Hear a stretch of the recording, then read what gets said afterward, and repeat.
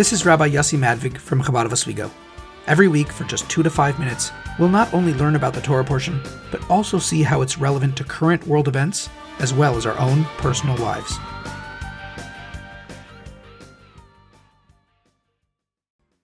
In order to make sure that everyone gets the message, all of the Jews were gathered together in this week's Parsha.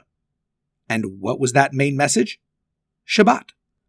Moses gathers all the people to tell them about keeping Shabbat, and then they get to work building the Mishkan, the temple for God in the desert.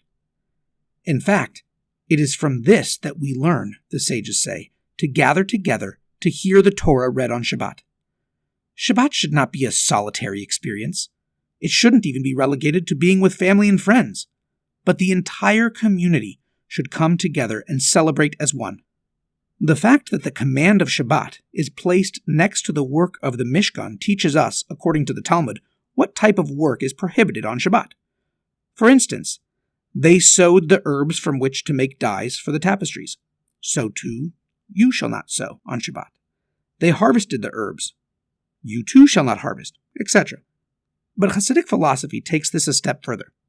Rabbi Shneur Zalman of Liadi, the founder of the Chabad movement, and known affectionately as the Alter Rebbe, teaches the Mishkan not only defines the type of work forbidden on Shabbat, but also the type of work the Jew is engaged in on the other 6 days of the week, the work of building a home for God out of the materials of physical life. When we take $1 and give it to charity, or make tefillin out of leather, or make Shabbat candles from wax, etc., we elevate the physical world and infuse it with a spiritual existence that turns the world into a dwelling place for God. This was exemplified in the miracle of Purim. The miracle happened through seemingly natural means, so much so that God isn't even mentioned once in the entire Megillah. With Passover just around the corner, please turn your physical dollars into spiritual vitality by giving generously to our Passover campaign at jewishoswego.org/donate. Shavua Tov.